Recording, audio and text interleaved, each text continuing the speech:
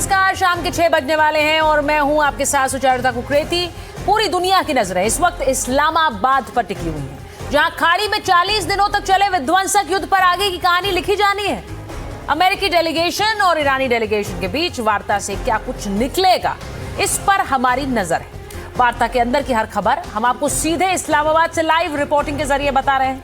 हमारे साथ भारत और पाकिस्तान से खास मेहमान भी जुड़े हैं, जिनके साथ हम हर नए अपडेट पर बात भी करेंगे। लेकिन उससे पहले वार्ता से जुड़ी बड़ी खबर जो सामने आ रही है वो मैं आपको बता देती हूं। अमेरिका, ईरान और पाकिस्तान के बीच अब एक त्रिपक्षीय बातचीत होने जा रही है। जी, ट्राइलैटरल बातचीत। पाकिस्तान के पीएम शहबाज शरीफ होटल पहुंच चुके हैं। थोड़ी देर में अमेरिका, ईरान और पाकिस्तान की यह वार्ता शुरू होगी। यूएस और ईरानी दल से अलग अलग मिल चुके हैं शहबाज शरीफ।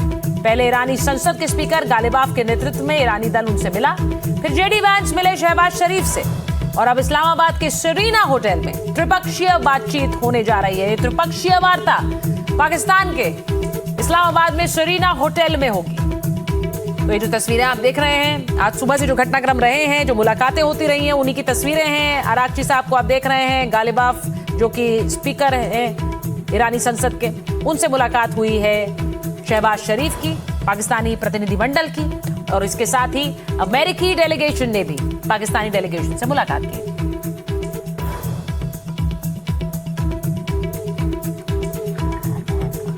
हमारे साथ इस वक्त जॉन हुसैन जुड़ रहे हैं, जो कि पत्रकार हैं और ईरान से जुड़ रहे हैं। मनीष रॉय हमारे साथ ऑस्ट्रेलिया से जुड़ रहे हैं, और हुदा जरीवाला जो कि सऊदी, वो भी जुड़ेंगे। और हमारे साथ वीना सीकरी जुड़ रही हैं, पूर्व राजदूत हैं, और मेजर जनरल संजय सोई हमारे साथ जुड़े हैं।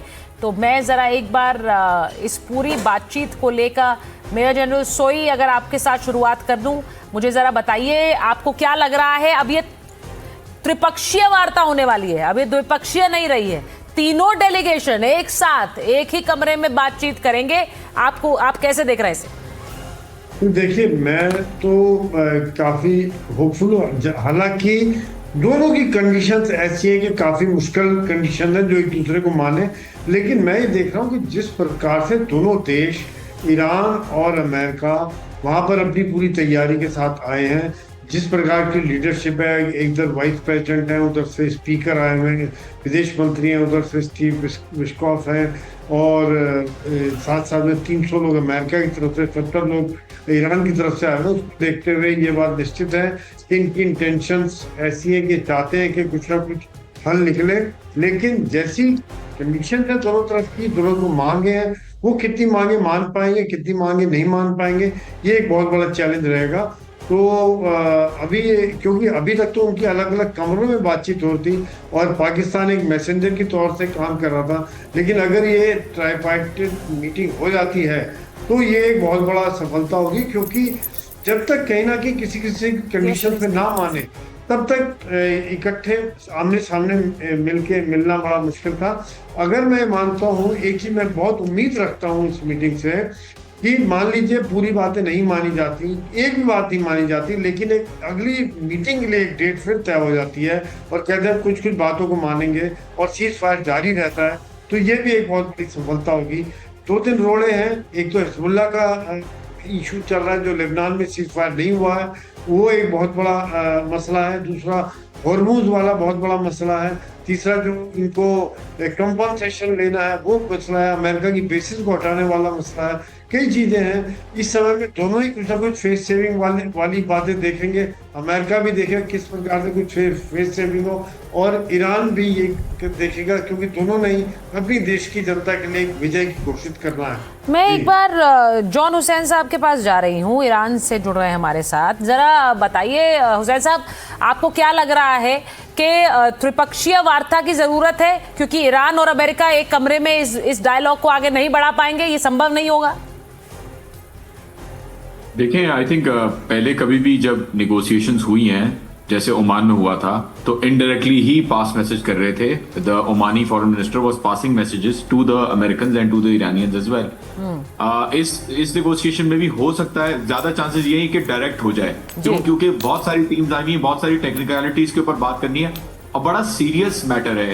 You see JD Vance coming to Pakistan is not, I mean यहाँ पे जेडी वैंस का आना अमेरिकन की साइड से और फॉरेन मिनिस्टर और स्पीकर का आना दूसरी साइड से, so it shows the power dynamics of the parties. Usually जब एक बड़ी पार्टी जो स्ट्रॉन्गर पार्टी होती है वो अपना एक वीकर जो है कैंडिडेट भेजती है या लोअर लेवल ऑफिसर भेजती है, और जो स्ट्रॉन्गर पार्टी होती है या वीकर पार्टी अपना स्ट्रॉन्गर कैंडिडेट भेजती है और स्ट्रॉन्ग पार्टी अपना वीकर कैंडिडेट भेजती है। So it is clear that American are serious and they want to get out of this war, और किसी भी हद तक जाएंगे वो सीज फायर को मुकम्मल बनाने के लिए, परमानेंट बनाने के लिए। लेबनान का इशू ऑब्वियसली रिमेनिंग चीज है, थॉर्न है जिसको रिजॉल्व करना है, क्योंकि दोबारा कल रात स्टॉप हो गए थे अटैक्स, अब दोबारा शुरू हो गए हैं from Israel. So let's see what happens in that and. देखिए ये बड़ी इंपॉर्टेंट बात है, क्योंकि अगर इजराइल की तरफ से ये हमले जारी रहे तो क्या ये बातचीत आगे बढ़ेगी? हुदा जरीवाला जी, आपको क्या लग रहा है?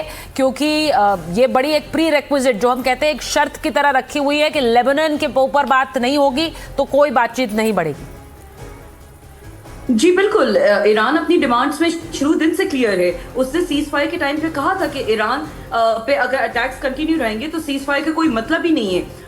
ऑन द अदर हैंड ये बात गौर व फिक्र करने की है कि वो अमेरिका जो चला था रेजिम चेंज करने के लिए ईरान में, आज वो सीज फायर की बातचीत पे आ गया है। और पाकिस्तान ने भी एक स्ट्रेटेजिकली ये बात करी है कि सेरीना होटल में अमेरिकन ऑफिशियल्स तो ईरानी ऑफिशियल्स सबको एक साथ ठहरवाया है। इमेजिन सेम होटल में रह के उसी की जगह ये पीस टॉक्स होंगी, तो ये अपने आप में एक बहुत बड़ा डेवलपमेंट है।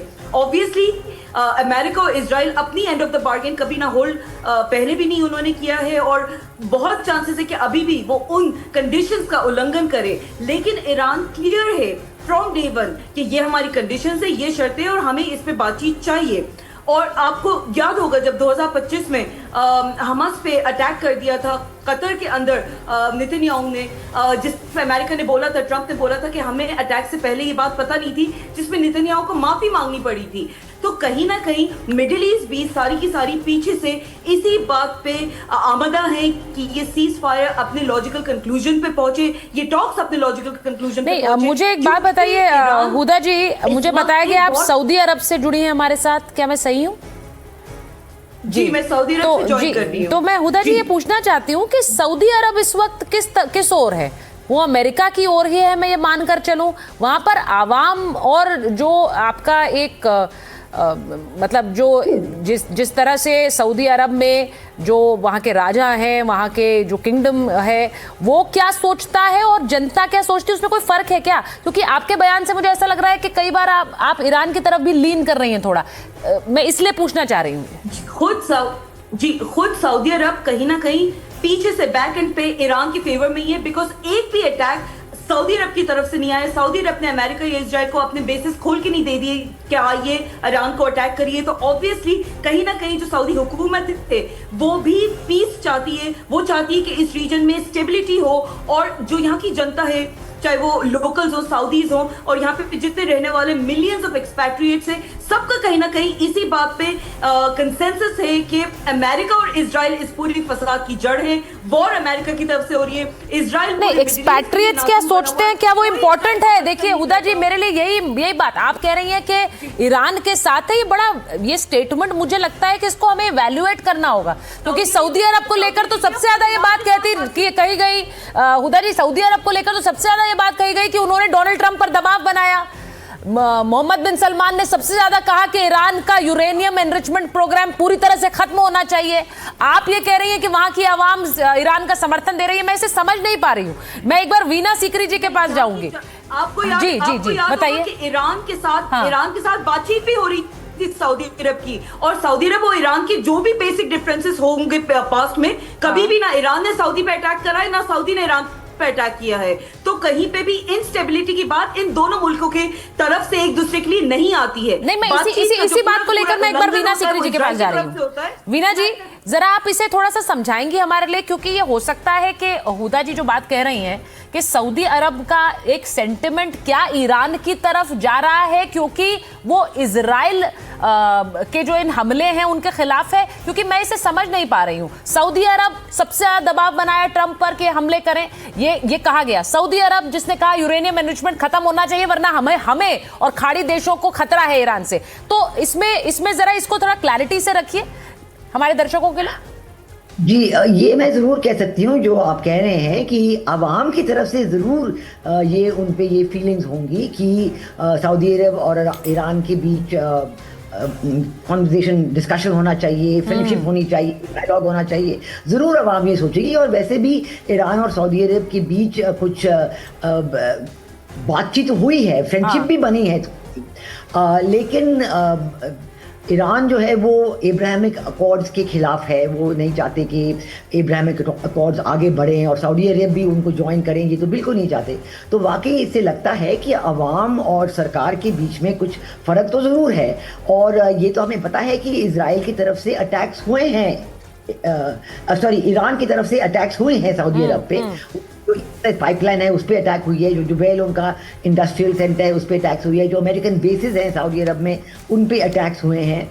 और ज़रूर इन अटैक्स को देखते हुए ये अमेरिकन अखबारों ने लिखा है, ये मैं नहीं कह रही हूँ, ये अमेरिकन अखबारों ने लिखा है कि सऊदी अरब की तरफ से यही प्रेशर आ रहा है कि अब ये बात शुरू हुई है तो ये रिजीम चेंज ज़रूर हो जाए और जो उनका इनरिच्ड यूरेनियम और न्यूक्लियर प्रोग्राम है उसका भी खात्मा हो जाए। तो ये तो अखबारों में लिखा जा रहा है, तो इसलिए इसके बारे में मैं जिक्र कर रही हूँ।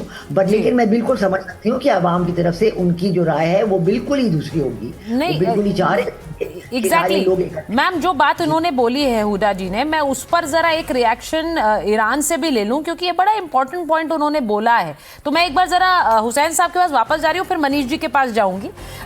हुसैन साहब, जरा मुझे बता दीजिए कि ईरान और सऊदी अरब के बीच इक्वेशन इस वक्त आपको क्या नजर आ रहा है, क्योंकि ये जो पीस टॉक्स चल रही हैं इसमें भी अमेरिका पर खाड़ी देशों का एक लगातार एक दबाव है। तो वो दबाव किस किस्म का है, जरा थोड़ा समझा दीजिए हमें। देखिए, अभी तो फिलहाल रिलेशनशिप अच्छी हो गई, बेहतर हो गई, क्योंकि सऊदी फॉरेन मिनिस्टर ने भी फोन किया, बात की अरागची साहब से। Now things are better. But पहले अगर आप देखें तो Iran did not attack Saudi Arabia just because Saudi Arabia के अंदर बेसिस हैं। ईरान ने ओमान के अंदर अटैक नहीं किया, अजरबैजान के अंदर अटैक नहीं किया, तुर्की के अंदर अटैक नहीं किया। ईरान ने कतर के अंदर 2 हफ्ते तक अटैक्स नहीं किए। क्यों नहीं किए? Because obviously whenever the attacks, जब भी अटैक आता था तो यहाँ पे एंगेज किया जाता था कि किसके सपोर्ट से आया है। सऊदी अरब के अंदर बेसिस पे सोल्जर्स भी रह रहे थे, वहां पे स्ट्रैटो टैंकर्स भी जाके इजरायली और अमेरिकन जहाजों को रिफ्यूल कर रहे थे। सऊदी अरब के अंदर ईवैक्स जो E3 सेंट्री है वो भी आपने देखा कि खड़ी हुई थी। और सऊदी अरब के ऊपर से जब 12 डेज वॉर की जो जंग थी पहले इजराइल के साथ, जब मिसाइल्स ईरान की तरफ से इजराइल के ऊपर जाती थी तो यही अरब ममालिक थे जो सपोर्ट करते थे इजराइल को उनकी मिसाइल्स रोकने के लिए। So European countries never gave their bases. European countries सिवाय यूके के ईरान कंट्रीज ने कभी भी ना अपना बेस दिया, ना अपने स्ट्रिप्स दी, लैंडिंग टेक ऑफ स्ट्रिप्स दी, और कुछ मुल्कों ने तो अपना एयर स्पेस भी बंद कर दिया यूनाइटेड स्टेट्स के लिए। So Iran was disappointed, Iran was actually angry that why these countries were giving bases, and they were also, some like UAE, some like Kuwait were also situating HIMAR missiles on their lands to attack Iran। मतलब HIMAR missiles को रख रहे थे अपनी जमीन के ऊपर ताकि ईरान के ऊपर अटैक्स आए। तो बिल्कुल पहले जो हुआ, I think it was a bad experience for Iran, and now things are getting better. मैं बड़ी खबर आपने दर्शकों को बता देती हूँ कि पाकिस्तान में त्रिपक्षीय वार्ता शुरू हो गई है, यानी कि जो ट्राइलैटरल बातचीत है वो इस वक्त शुरू हो गई है। त्रिपक्षीय वार्ता यानी कि पाकिस्तान का डेलीगेशन जो कि मध्यस्थ है, वहीं दूसरी तरफ ईरान का डेलीगेशन और जेडी वैंस के नेतृत्व में अमेरिकी डेलीगेशन। तो ये 3 डेलीगेशंस के बीच एक ये त्रिपक्षीय वार्ता इस वक्त शुरू हो गई है। नुमान साहब सीधे जुड़े हुए हैं हमारे साथ इस्लामाबाद से। नुमान साहब, जरा बताइए, ये जैसा आपने कहा था थोड़ी देर पहले कि ये बड़ी पॉसिबिलिटी है कि ये एक ट्राइलैटरल कॉन्वर्सेशन, ट्राइलैटरल बातचीत हो, और वही हो रही है ट्राइलैटरल मीटिंग।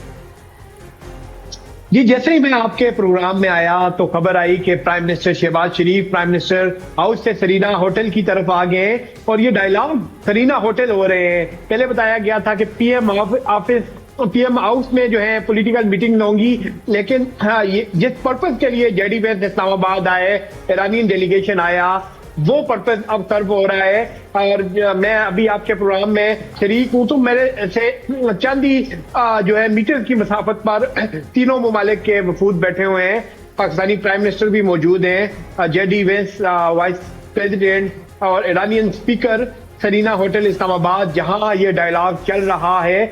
अब देखना होगा कि क्या ये पर्पज सर्व करेगा या नहीं करेगा, क्योंकि जितनी एफर्ट्स हुई वो इस वक्त जो है वो अपना रिजल्ट दिखा रही हैं। तीनों पार्टीज जो हैं बैठ गई हैं और भी फैक्टर्स इसमें आ गए हैं। आपने एक गेस्ट को लिया जो सऊदी अरेबिया से थी। मैं उससे पहले भी आपके प्रोग्राम में डिस्कस कर रहा था कि सऊदी डिफेंस मिनिस्ट्री की तरफ से भी एक ट्वीट की गई कि सऊदी अल अजीज बेस पर पाकिस्तानी जो है फोर्सेस पहुंच रही हैं। सऊदी अरब की जानब से भी मैसेज दिया जा रहा है ईरान को, अमेरिका को, लेकिन तीनों पार्टी जो है फाइनली बैठ गई हैं और अब से थोड़ी देर बाद या कुछ घंटों बाद हमें मालूम होगा कि क्या रिजल्ट्स निकले।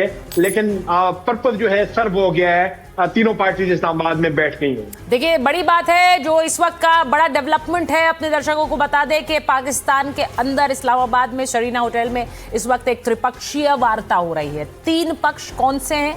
ईरान, अमेरिका और जो मध्यस्थ है पाकिस्तान। तो ये 3 डेलीगेशन। नुमान साहब जरा जी हाँ आप बता सकते हैं इसमें पाकिस्तान की तरफ से कौन है इस वार्ता में? सिर्फ शहबाज शरीफ है और उनका कौन कौन है इसमें?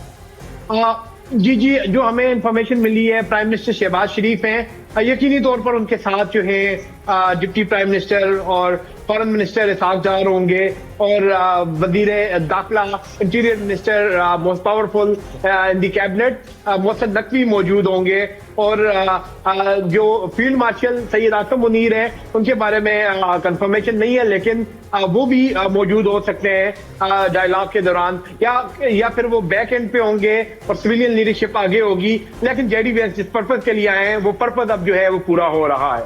ठीक है, तो ये बड़ी बात बताई है उन्होंने कि ये जो त्रिपक्षीय वार्ता है शरीना होटल में शुरू हो गई है और उसे लीड कर रहे हैं इस वक्त शहबाज शरीफ, पाकिस्तान के प्रधानमंत्री।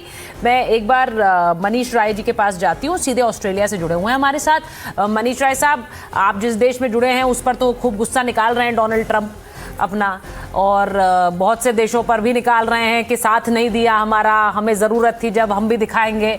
लेकिन अभी जो पूरा ध्यान है वो इस सीज फायर को आगे बढ़ाना और युद्ध को ख़त्म करने के ऊपर है। आपको क्या लग रहा है, क्या चर्चा वहाँ चल रही है डोनाल्ड ट्रंप के रुख को लेकर? और दुनिया में हम ये बताना भी चाह रहे हैं अपने दर्शकों को कि ये इस वक्त वार्ता ऐसी है कि दुनिया भर के देश इस पर फोकस्ड हैं। जी धन्यवाद, आपने आमंत्रित किया। देखिए, ये एक बहुत ही प्रारंभिक वार्ता है, वेरी प्रिलिमिनरी टॉक्स। सो इनसे बहुत ज़्यादा उम्मीद करना भी ठीक नहीं होगा। इनसे कोई बहुत ज़्यादा व्यापक समझौता नहीं निकलेगा। देखिए, इसमें अगर सकारात्मक हम सोचें तो यही हो सकता है कि जो सीज फायर संघर्ष विराम है वो कुछ दिनों के लिए और बढ़ाया जा सकेगा, क्योंकि जो दोनों पक्ष हैं, क्योंकि इसको भले ही हम लोग आप त्रिपक्षीय वार्ता कह रहे हैं, ये त्रिपक्षीय वार्ता नहीं है। बस पाकिस्तान ने यहाँ केवल एक वेन्यू प्रोवाइड किया है जो पहले ओमान देता था। ये द्विपक्षीय वार्ता ही है और क्योंकि दोनों पार्टीज जो हैं, पक्ष जो हैं, उन्होंने जो डिमांड्स रखी थी एक व्यापक समझौते के लिए, उनमें से कुछ भी नहीं हुआ। अमेरिका जो है उन्होंने ये बात कही थी कि जो हॉर्मुज जल डमरू मध्य है उसको ईरान को खोलना होगा बातचीत के लिए, पर ईरान को उसमें बड़ी एक तकनीकी प्रॉब्लम आ रही है कि जो उन्होंने सी माइंस बिछाई हैं स्ट्रेट ऑफ हॉर्मुज में, वो उनको लोकेट नहीं कर पा रहे हैं और उनके पास भी अब उन सी माइंस का मैप नहीं है, तो इसलिए वो भी स्ट्रेट ऑफ हॉर्मुज को ओपन नहीं कर पा रहे। और जो डिमांड्स इन्होंने रखी थी, ईरान ने दो महत्वपूर्ण डिमांड, एक तो लेबनान के ऊपर हिजबुल्लाह पे भी संघर्ष विराम हो और दूसरा जो उनके एसेट्स हैं, मतलब जो वहाँ के स्पीकर हैं गैलीवाफ, उन्होंने शुक्रवार को आने से पहले कहा था कि $120 बिलियन का जो हमारा एसेट्स हैं, फंड्स हैं, उनको अनफ्रीज किया जाए। तो ये दोनों डिमांड्स जो हैं, ये एसेट्स फ्रीज वाले अनफ्रीज करने को, इसको तो अमेरिका ने सिरे से खारिज कर दिया है। और लेबनान में इजराइल जो है वो पूरा असहयोग दिखा रहा है अमेरिका के साथ, क्योंकि इजराइल भी जो है वो बड़ा असंतुष्ट है। उनको ऐसा लग रहा है कि उनको दरकिनार किया गया है, तो उन्होंने अनिच्छा से इस बातचीत को स्वीकार तो कर लिया है, परंतु वो सहयोग नहीं करना चाहते। तो ये बहुत ही प्रारंभिक वार्ता है, इससे कोई बहुत व्यापक समझौता होने की उम्मीद नहीं। आप लोगों की उम्मीद तोड़ रहे हैं क्या कर मनीष जी? मैं आपको इसका दोषी ठहराऊंगी क्योंकि देखिए इस वक्त लोग बहुत उम्मीद लगाए बैठे हैं कि कुछ ना कुछ तो निकले, और वो इसलिए है क्योंकि परेशानियां आम लोगों की बढ़ती हैं। आप जानते हैं कि तेल और गैस का जो एक संकट है वो दुनिया के अलग अलग देशों पर बढ़ रहा है, और इसीलिए बहुत लोग उम्मीद लगाए बैठे हैं कि इस वार्ता से कुछ तो निकले। लेकिन अगर कुछ नहीं निकलता है, मैं ये कह रही हूं बीना जी, आपसे अगर मैं पूछूं, अगर कुछ नहीं निकलता है तो पाकिस्तान के रोल को आप कैसे देखती हैं? क्योंकि पाकिस्तान अपने आप को एक मीडिएशन और एक पीस बीकन के रूप में स्थापित कर रहा है कि हम शांति दूत हैं, और लेकिन अगर यहां पर बात बिगड़ जाती है तो ये बैकफायर भी कर सकती है कि पाकिस्तान के?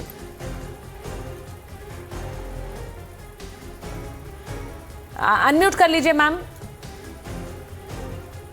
जी। पाकिस्तान का जो रोल है इसमें वो बड़ा ऑर्केस्ट्रेटेड है, कोरियोग्राफ कि वो जो वही कर रहे हैं जो उनको कहा जा रहा है कि आप ये करें अमेरिका की तरफ से। वो हमने देखा था कि वो जो ट्वीट के बारे में भी वो ड्राफ्ट का ऊपर बिल्कुल रह गया, तो उसको पता है। आज दोपहर से पाकिस्तान ये कह रहा है कि हम द्विपक्षीय बातचीत कराएंगे, हम चाहते हैं कि डायरेक्ट टॉक्स हों। तो जब से वो ये कह रहा है, इससे ऐसे लग रहा है कि अमेरिका मान गया है कि डायरेक्ट टॉक्स होने चाहिए अमेरिका और ईरान के बीच। और मैं ये भी समझती हूँ कि जब वाइस प्रेसिडेंट JD वांस आए हुए हैं तो ज़रूर इतने हाई लेवल जब leader of the American delegation हैं तो वो तो नहीं चाहेंगे कि वो एक कमरे में बैठे और ईरान दूसरे कमरे में बैठे और पाकिस्तान बीच में लेता जाए। तो इसलिए मुझे है कि वो two side direct delegation share हो जाए। लेकिन डायरेक्ट डेलीगेशन टॉक्स होने से पहले कुछ तैयारियां करनी पड़ती हैं। आउटकम डॉक्यूमेंट क्या होगा, कौन क्या स्वीकार करेगा, ये सब चीज़ें बहुत ज़रूरी होती हैं, क्योंकि अगर आप द्विपक्षीय बातचीत करें, डायरेक्ट टॉक्स करें और अंत में उनका कोई नतीजा नहीं निकले, तब उसका काफ़ी नेगेटिव इम्पैक्ट हो सकता है।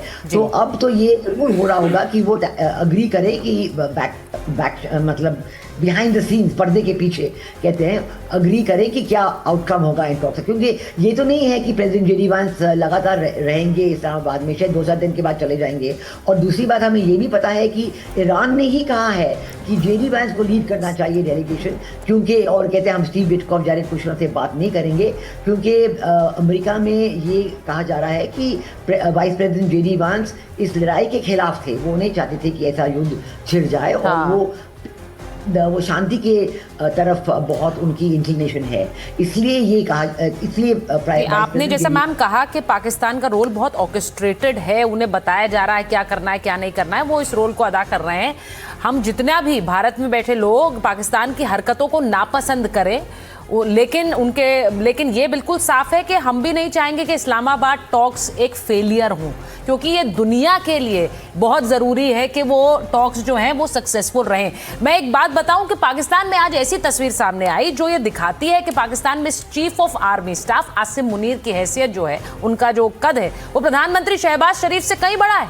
पाकिस्तान में वही होता है जो आसिम मुनीर चाहते हैं, और शहबाज शरीफ सिर्फ उनकी मंशा और फैसलों पर मुहर लगा रहे हैं।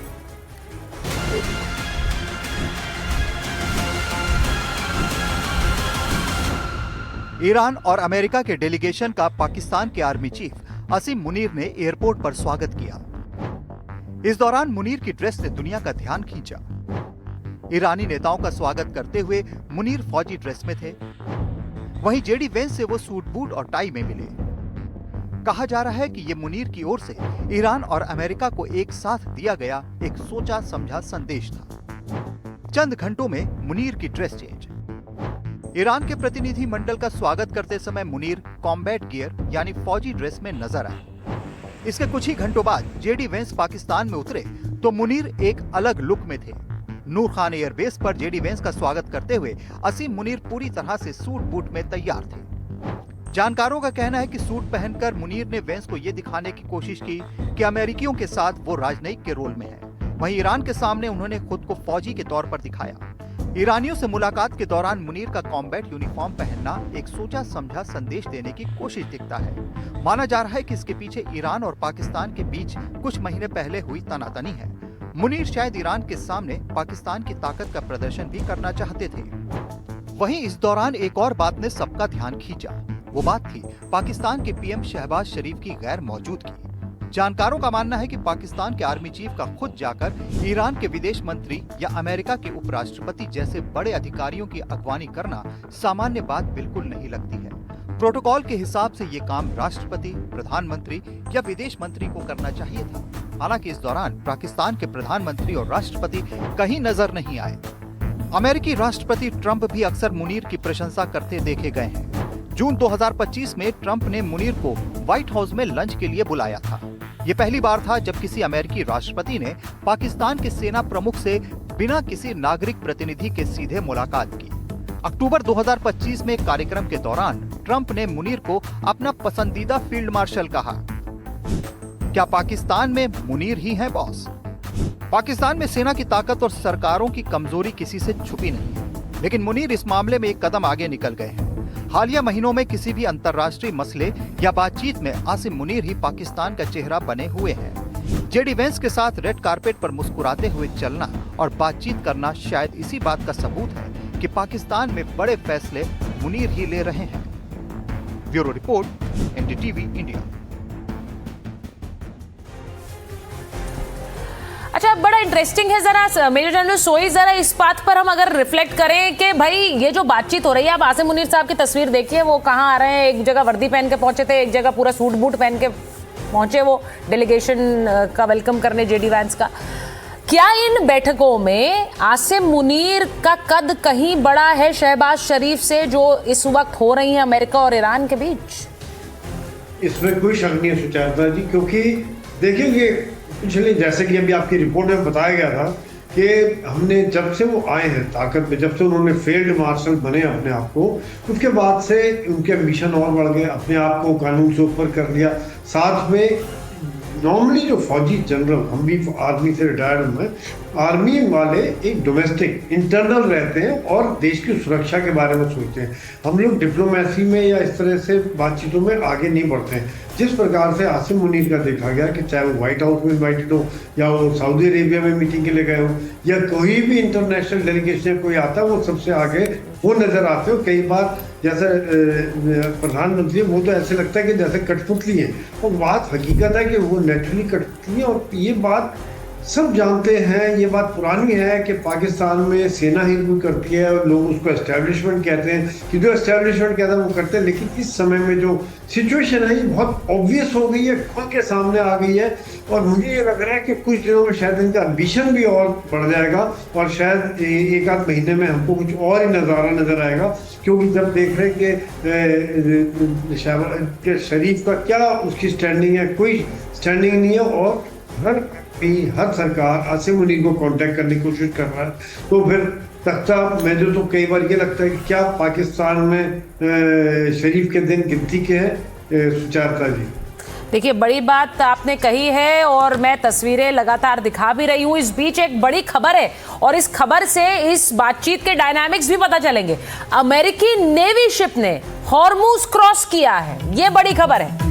अमेरिकी नेवी शिप ने स्ट्रेट ऑफ हॉर्मुज क्रॉस किया है। कई नेवी शिप्स ने पार किया हॉर्मुज, बिना ईरान की सहमति के पार किया क्या हॉर्मुज? सवाल ये, युद्ध के बाद पहली बार अमेरिकी नेवी शिप ने हॉर्मुज स्ट्रेट पास किया है। अब ये बड़ी खबर है, सिर्फ अमेरिकी शिप नहीं है, कोई ऑयल टैंकर नहीं है, कोई कैरियर वेसल नहीं है, ये नेवी शिप है। और अगर अमेरिकी नेवी शिप हॉर्मुज क्रॉस कर रहा है तो क्या वो ईरान की सहमति के बिना क्रॉस कर रहा है, या फिर ईरान की सहमति थी, या फिर इस तरह की सिक्योरिटी थी कि ईरान कुछ नहीं कर पाया है? इसको जरा समझना होगा इस खबर को। यूएस नेवी शिप ने स्ट्रेट ऑफ हॉर्मुज पार किया है। अब यह भी समझिए कि इस वार्ता में कई पेचीदा पहलू हैं और उनमें से एक बड़ा पहलू हॉर्मुज है। क्या यह भी हो सकता है कि हॉर्मुज को लेकर एक आम राय दोनों धड़ों के बीच में बनी है, लेकिन अभी तक अपने अपने देश में एक ऐसी भी खबर बताई जा रही है कि हम झुकने वाले नहीं हैं? क्योंकि अगर ईरान ये कहेगा हमने हॉर्मुज खोल दिया सबके लिए, तो वो एक तरह की हार मानी जाएगी। अगर अमेरिका कह दिया हॉर्मुज हमारे लिए खुल गया है, ईरान कुछ नहीं कर पाएगा, तो वो एक तरह से जीत मानी जाएगी अमेरिका की। एक बार मैं मनीष राय जी आपसे समझूंगी, आपको लग रहा है ये पॉसिबल है ईरान की रजामंदी के बिना कि स्ट्रेट ऑफ हॉर्मुज से कोई नेवी शिप अमेरिका का क्रॉस कर जाए? जी, बिल्कुल ये संभव नहीं है, क्योंकि ईरानियन आर्मी भले ही एक ब्लू वाटर नेवी नहीं है, परंतु जो खास तौर पे जो IRGC है उसकी जो नेवल फोर्स है उसका पूरी तरह से पकड़ है एग्जैक्टली हॉर्मुज जलडमरू मध्य पे। तो ऐसा नहीं हुआ होगा कि IRGC को पता नहीं चला और उनकी वो इसको ट्रैक नहीं कर पाए। एक तरह का जो है टैसिट एग्रीमेंट रहा होगा, हो सकता है कि गुडविल बढ़ाने के लिए भी किया गया हो, ताकि जो बात है उसको सपोर्ट मिले, कुछ सहारा मिले। और देखिए इस बात को, ऐसा नहीं है कि इस बात से कुछ निकलेगा नहीं। ये बातचीत जब शुरू भी हुई थी तो भी बात यही थी कि ये बहुत प्रिलिमिनरी बात है और इस तरह के गुडविल जेस्चर्स जो हैं, क्योंकि अभी कोई भी कॉमन ग्राउंड नहीं है दोनों तरफ से बात का, केवल ये लोग टेबल्स पे बैठे हैं। सो नथिंग, ऐसा नहीं है कि कोई चीज़ जो पहले किसी भी बात पे सहमति बनी हो बातचीत शुरू करने के लिए, तो इस तरह के गुडविल मेजर स्टेप्स लिए जा सकते हैं। नहीं, ये बहुत बड़ी खबर है। Several navy US navy ships cross the Strait of Hormuz on Saturday. एक सीनियर अमेरिकी अधिकारी ने इस खबर को शायद कंफर्म किया है और ये अमेरिका के साथ सहमति से नहीं हुआ है और ये पहली बार है कि straight of Hormuz navy ships ने क्रॉस किया हो। तो ये खबर अपने आप में बड़ी है। मैं एक बार मेजर जनरल सोई से पूछ लेती हूँ, सर आपको लग रहा है कि एक तरह की एक जो बात मनीष जी ने कही कि एक गुडविल जेस्चर भी हो सकता है, क्योंकि अगर भरोसा का एक कदम आप बढ़ाएंगे तभी दूसरी तरफ से बढ़ाया जाएगा, वरना बातचीत का कोई मतलब नहीं है। तो चाचा जी, खास तौर से जब वहाँ बातचीत चल रही है, ऐसे में अगर नेवी शिप क्रॉस कर रहा है और ऐसे में जब वहाँ पर कोई एक्शन नहीं लिया गया ईरान के द्वारा, तो डेफिनेटली ये कहीं ना कहीं एक अंडरस्टैंडिंग है कि बिल्कुल जैसे कि काफी सारी डिमांड है। मीटिंग के समय में जो बातचीत हुई तो एक गुडविल वाला जेस्चर ही मुझे ज्यादा लग रहा है, क्योंकि भरोसा दिलाने के लिए कि हाँ हम स्ट्रेट ऑफ हॉर्मुज खोलने के लिए तैयार हैं। क्योंकि देखिए फेस सेविंग चाहिए सबको, अमेरिका को फेस सेविंग चाहिए कि मैं बाकी मिलिट्री ऑब्जेक्टिव सब फेल हो गए, लेकिन कम से कम स्ट्रेट ऑफ हॉर्मुज को खुलवा दिया। उधर से ईरान को फेस सेविंग चाहिए कि उनके सैंक्शन हट जाए, उनके फ्रोजन एसेट हट जाए या कुछ और जो समझौते जो निकल जाएंगे बाद में, दोनों तरफ से कहीं ना कहीं अपने देश में जीत हासिल करने का घोषणा करने के लिए दोनों सरकारों को कुछ ना कुछ चाहिए होगा। सुजाता जी, देखिए ये खबर हम इसे लेकर और ज़्यादा कंफर्मेशन हम चाहते हैं कि दोनों तरफ से आए और इसको उसके ऊपर एक रिएक्शन ज़रूर आए, क्योंकि अगर वाकई ऐसा हो रहा है तो ये बहुत बड़ी खबर है। इस बीच एक और बड़ी खबर अपने दर्शकों को बताऊं, अमेरिका ईरान के बीच 2 राउंड की बातचीत हुई। अब तक की बातचीत सकारात्मक रही। 2 राउंड की बातचीत हुई है अमेरिका और ईरान के बीच और इस बातचीत से अभी तक पॉजिटिव संकेत मिल रहे हैं, सकारात्मक संकेत मिल रहे हैं। जरूरत हुई तो कल भी बातचीत होगी, आमने सामने बैठकर ये बातचीत हो सकती है। आज भी आमने सामने बैठकर ही बातचीत हो रही है। तो ये आपको बता दें कि ऐसे संकेत मिल रहे हैं कि कल भी ये बातचीत जारी रख सकते हैं दोनों पक्ष, ईरान और अमेरिका। अब इस बातचीत के लिए और इस चर्चा की मेज पर आने के लिए बहुत एफर्ट लगा है, कोशिश लगी है, इसीलिए अब इस पर कुछ सहमति बन पाए इसकी पूरी कोशिश दोनों पक्ष कर रहे हैं। तो ये संभव है कि कल भी ये बातचीत जारी रह सकती है। आपको बड़ी खबर बता रहे हैं कि 2 राउंड की बातचीत हुई है और ये बातचीत अभी जारी है। पॉजिटिव संकेत मनीष जी क्या हो सकते हैं, आपको क्या लग रहा है? जो सकारात्मक एक तरह से पहल अगर दिख रही है तो वो क्या होगी दोनों की तरफ से? ऐसा क्या है जो आगे बढ़कर कर सकते हैं एक तरह की भरोसा जमाने के लिए?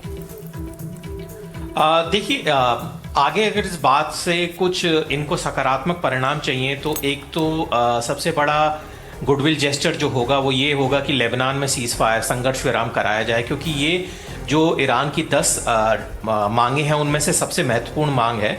और उन्होंने ये बात कही भी है कि हम अपने लेबनान के जो बंधु हैं, हमारे ब्रदर्स, उनको हम छोड़ेंगे नहीं। और हिजबुल्ला जो है वो इस युद्ध में आया भी ईरान की वजह से ही था। तो एक ये हो सकता है कि सीज फायर, एक तरह का टेम्पररी सीज फायर भी अगर लेबनान में हो जाए तो इस बातचीत का फलित होना बहुत उसकी उम्मीद बढ़ जाएगी। दूसरा जो ईरान है वो स्ट्रेट ऑफ हॉर्मुज में फ्रीडम ऑफ नेविगेशन को रिस्टोर करे, तो इससे भी एक तो अंतर्राष्ट्रीय समुदाय में उम्मीद बढ़ेगी और वो भी अपना इसमें सहयोग करेंगे। इस बातचीत को सफल बनाने में। अगर केवल दोनों पक्ष जो हैं वो इस चीज़ पे ध्यान दे दें, एक मतलब लेबनान में संघर्ष विराम हो जाए और स्ट्रेट ऑफ हॉर्मुज जो है वहाँ फ्रीडम ऑफ नेविगेशन जो है वो एस्टैब्लिश हो जाए, तो इससे बहुत सकारात्मक प्रभाव पड़ेगा। तो बड़ी खबर अपने दर्शकों को बता रहे हैं कि ये बातचीत कल भी जारी रह सकती है, और अगर ये बातचीत कल भी जारी रहेगी तो ये अपने आप में दिखाता है कि कुछ ऐसे बिंदु हैं जिन पर कुछ सहमति बन रही है, वरना अगर सहमति नहीं बन रही हो तो ये बातचीत वापस दूसरे चरण तक नहीं आएगी। तो हुडा जी जरा बताइए, हुडा जी अगर आप मेरी आवाज सुन पा रही है, कि दूसरे चरण की बातचीत के लिए जाना, यानी अगर कल फिर से ये बातचीत होगी तो इसका मतलब ये है कि पॉजिटिव संकेत हैं, सकारात्मक संकेत हैं। जी बिल्कुल, ऑब्वियसली देखिए, सबसे पहली बात तो ये कि from regime change to Iran is over to अब फाइनली एक थर्ड कंट्री में बैठ के बातचीत करना अपने आप में ईरान के लिए एक बहुत बड़ी कहीं ना कहीं होप की बात है। और ईरान ने वॉर ऑफ नैरेटिव शुरू दिन से जीता हुआ है, क्योंकि ईरान के ऊपर अनप्रोवोक्ड अटैक हुआ था, प्रीएम्प्टिव अटैक्स हुए थे। सो फ्रॉम दैट टाइम से लेके अभी तक ईरान अपना नैरेटिव कायम रखा हुआ है। उसके ऊपर बैक टू बैक, चाहे वो इजराइल की तरफ से हो, अमेरिका की तरफ से हो, उसके ऊपर अटैक्स आते रहे हैं। जस्ट द फैक्ट कि बातचीत के टेबल पे ये बात पहुंच गई अपने आप में एक बहुत बड़ी बात है। अब बातचीत के दौरान जो शर्तें ईरान ने रखी थी, जब सीज फायर का ट्रंप ने अनाउंस किया था, उसी के कुछ घंटे भी नहीं हुए थे कि लेबनान पे अटैक्स जारी हो गए थे, कंटिन्यू हो रहे थे। तो obviously Lebanon is a very big factor, लेकिन इस वक्त यूएस के पास भी कोई खास ऑप्शंस है ही नहीं। उनको बातचीत करने के अलावा और कुछ रास्ता इस वक्त नजर नहीं आ रहा है, इसलिए वो बातचीत करने के लिए तैयार हो गए। अच्छा, आप नोटिस करिए, बातचीत में ट्रंप नहीं आया है, उसने जेडी वैंस को भेजा है, विच क्लियरली शोज कि JD Vance probably better placed है फिलहाल के लिए इस बातचीत को करने के लिए। ट्रंप की बात पे कोई भरोसा करता नहीं है, ट्रंप की क्रेडिबिलिटी वर्ल्ड ओवर खत्म हो चुकी है कहीं ना कहीं। उसका तो खुद की अभी अक्टूबर नवंबर में जो चुनाव होंगे वो वापस रिपीट करता है, यानी उसकी कोई गारंटी नहीं है। सो ऑब्वियसली जेडी, यहाँ पे आपने अभी थोड़ी देर पहले मेरे प्रीवियस पैनलिस्ट से सवाल पूछा था कि शहबाज शरीफ नहीं आए, तो उस तरफ से भी ट्रंप नहीं आए हैं, जेडी वैंस आए हैं। तो कहीं ना कहीं आसिम मुनीर उनका रोल इस पूरे उसमें खास तौर पे इंपॉर्टेंट इसलिए है बिकॉज मैं सऊदी अरेबिया से आपको बैठ के बता रही हूँ, जिस वक्त सबके ऊपर वो 8 बजे का 8 PM ईस्टर्न टाइम का जो खुदा न खास्ता न्यूक्लियर वॉर का जो डर मंडरा रहा था पूरे के पूरी जीसीसी कंट्रीज के लिए, हम सब के मोबाइल्स पे अलर्ट आ रहे थे कि आप सब इंडोर्स रहिए, और वो बहुत सिविल डिफेंस की तरफ से बड़ा वो दिल दहलाने वाला अलर्ट होता है। तो यहाँ के लोगों की मैं कैफियत बता रही हूँ कि उस वक्त जो पाकिस्तान की तरफ से सीज फायर की टॉक्स की बात हुई थी, वो अपने आप में बहुत एक राहत की खबर थी। Now as an Indian obviously कहीं ना कहीं मैं चाहती कि ये सीज फायर की टॉक्स इंडिया की तरफ से होते, बट फिलहाल क्योंकि पाकिस्तान हुदा जी, मेरे को ऐसा लगता है कि जो तस्वीर हम दिखा रहे हैं लगातार, इसको लेकर आप सऊदी अरब में मुझे लगता है ईरान और अमेरिका से ज्यादा इसकी विवेचना कर रही हैं वहां। तो मैं इस पर जरा वापस आऊंगी, लेकिन इस बीच बताऊं जरा, ईरान और अमेरिका के बीच भले ही सीज फायर हो गया हो, लेकिन इजराइल लगातार लेबनान में हमले कर रहा है। इजराइल का कहना है कि वो हिजबुल्लाह के ठिकानों पर हमले करता रहेगा। लेबनान इजराइल सीमा के पास से एनडीटीवी के प्रदीप दत्ता और लेबनान से एनडीटीवी के नजीर मसूदी लगातार ग्राउंड रिपोर्टिंग करके आपको वहां के हालात दिखा रहे हैं।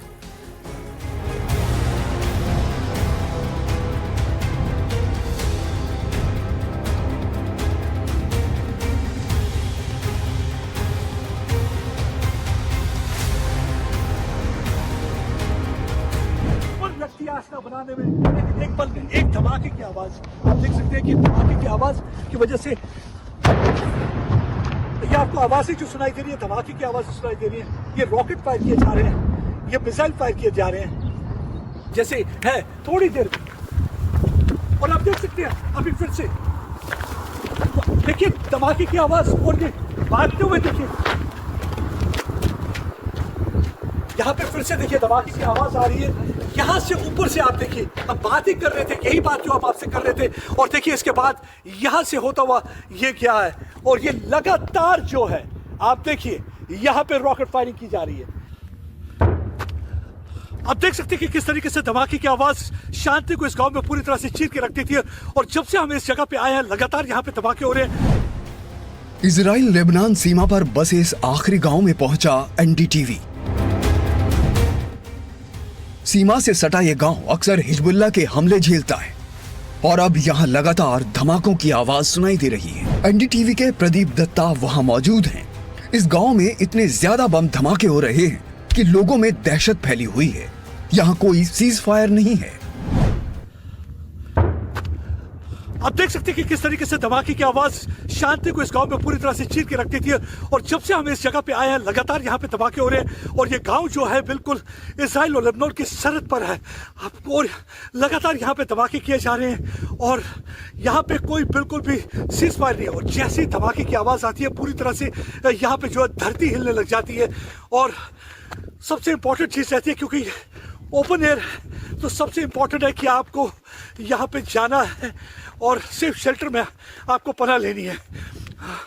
और ये लगातार यहाँ पे हमले किए जा रहे हैं। ये जो है किरियत शिमोना का इलाका है और ये सरहद के बिल्कुल करीब है। और यहाँ पे जो है रिस्पॉन्स टाइम भी बहुत कम रहता है क्योंकि 1 मील से 2 मील की दूरी पर यहाँ पे सरहद है। तो यहाँ पे जैसे ही रॉकेट हिजबुल्लाह की तरफ से फायर किया जाता है तो यानी कि टाइम बहुत कम होता है। जैसे बाकी जगह में 5 से 7 मिनट का वक्त होता है, आप यहाँ पे वो वक्त आपको नहीं मिलता। और आप देख सकते हैं धमाकों की आवाज़ लगातार आ रही है। और मैं आपको पीछे अपने दिखाता हूँ। आप देख सकते हैं जो इलाका है पीछे का वो लेबनान का इलाका है और वहाँ से ये जो रॉकेट फायर किए जा रहे हैं और यहाँ से भी जवाबी कार्रवाई और हमला किया जा रहा है। पिछले 3 दिन में लगातार हमने देखा है कि किस तरीके से इसराइल जो है लेबनान के इलाकों को भी टारगेट कर रहा है और हिजबुल्लाह के उनको मारने की पूरी कोशिश कर रहा है। क्योंकि वार्तालाप होने से पहले बहुत ही तेज़ी देखी गई है सीज फायर के लिए। बातचीत से साथ साथ यहाँ पे बहुत तेज़ी देखी गई है कि लगातार आप देख सकते हैं कि यहाँ पे धमाके, यहाँ इस इलाके पे सीज फायर नाम की कोई चीज़ नहीं है। आपने देखा होगा लगातार यहाँ पे धमाके हो रहे हैं। इस गांव से 50% आबादी पलायन कर चुकी है। जो लोग यहाँ पर रह रहे हैं उनके लिए दिन रात धमाकों के बीच रहना किसी खौफ के साये से कम नहीं है। जो मेरे पीछे वो जो दीवार आपको नजर आ रही है वो आपको दीवार दिखाने की कोशिश करूंगा मैं।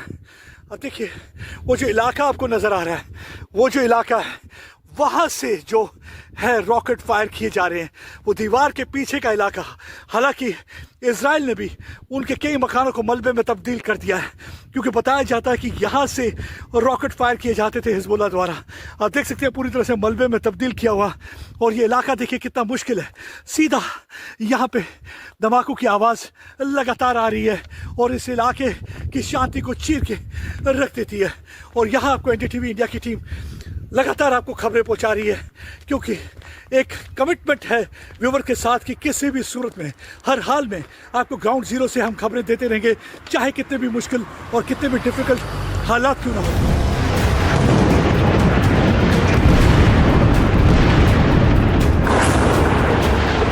ईरान चाहता है कि सीज फायर लेबनान में भी हो, लेकिन अमेरिका इजराइल को यह मंजूर नहीं है।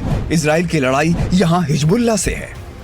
जैसे ही हम इस गांव में आए तो हमने देखा कि कुछ धमाकों की आवाज सुनाई दी क्योंकि यहाँ पे एरियल डिफेंस सिस्टम की वजह से हालांकि उन रॉकेट्स को पूरी तरह से ध्वस्त कर दिया गया, लेकिन कई बार ऐसा नहीं होता। मेरे पीछे आप देख सकते हैं ये जिम्नेशियम, इस बिल्डिंग को रॉकेट ने हिट किया था कुछ हफ्ते पहले। यहाँ पे 1000 बच्चे पढ़ते हैं तो इनके पेरेंट्स का यही सवाल पैदा होता है कि बच्चों ने क्या बिगाड़ा, इन अनआर्म्ड बच्चों को, इन मासूम बच्चों को क्यों टारगेट करना चाहते हैं। और इसी बीच बड़ी खबर आपको बताएं, अमेरिका ईरान के बीच 2 राउंड की बातचीत हुई है। अब तक की बातचीत पॉजिटिव रही है, सकारात्मक रही है। जरूरत हुई तो कल भी बातचीत होगी। आमने सामने बैठकर ये बातचीत हुई है और कल भी इस बातचीत के जारी रहने के संकेत मिल रहे हैं। तो बड़ी खबर आपको बता रहे हैं। नुमान हमारे साथ जुड़े हुए हैं इस्लामाबाद से। नुमान साहब जरा बताइए, कहा जा रहा है 2 राउंड हो गई बातचीत। बिल्कुल 2 राउंड बातचीत के हो चुके हैं और तीसरा राउंड जो है शुरू है। तीसरा राउंड आप कह सकते हैं कि ट्राइलेटरल राउंड है जिसमें पाकिस्तान भी मेडिएटर मौजूद है। जबकि अगर आज टॉक्स कंक्लूडिंग शक्ल नहीं इख्तियार करती तो ये कल तक जाएंगे। कंक्लूडिंग इन सेंस के तमाम मसाइल आज या कल के दिन तो नहीं हल हो सकते, लेकिन जो कोर इश्यूज थे उन पर दोनों पार्टीज जो है लग रहा है एग्री करेंगी। ईरान पहले चाह रहा था कि लेबनान के अंदर सीज फायर हो और दूसरी जो डिमांड थी उनके एसेट्स फ्रीज किए जाएं, उस हवाले से कुछ कमिटमेंट्स की गई हैं। फिर उन्होंने अमेरिकी डेलीगेशन के साथ जो है बातचीत शुरू की है। मुकामी वक्त के मुताबिक यहाँ जो है 5:15 हैं, तो ये जो टॉक्स हैं ये या तो रात ये तक जाएंगी या कल तक जाएंगी, लेकिन ये लग रहा है कि टेबल पर जो है ना दो पार्टीज जो है, तीसरी तो बैठाने वाली थी पाकिस्तान, 2 पार्टीज आके बैठ गई हैं। नुमान साहब, आपसे जब हम बात कर रहे हैं इस्लामाबाद में टॉक्स चल रही हैं, तब जरा बता दें कि डोनाल्ड ट्रंप ने एक सोशल मीडिया पर पोस्ट किया है और डोनाल्ड ट्रंप क्या कह रहे हैं, मेरे जरा मेहमान भी सुने। वो सीधे कह रहे हैं कि हम हॉर्मूज को साफ करने की यानी उसे खोलने की प्रक्रिया अब शुरू कर रहे हैं और वो कह रहे हैं कि ये काम चीन, जापान, दक्षिण कोरिया, फ्रांस और जर्मनी समेत दुनिया भर के देशों के लिए एक एहसान की तरह है। उनकी ये प्रतिक्रिया आ रही है, उनका ये पोस्ट आ रहा है, मतलब उन्होंने क्लियर कर दिया है, we are starting the process of clearing out the Strait of Hormuz as a favour, यानी एक एहसान की तरह बाकी देशों के लिए जिनके पास ना तो हिम्मत है और ना इच्छा शक्ति है करने की।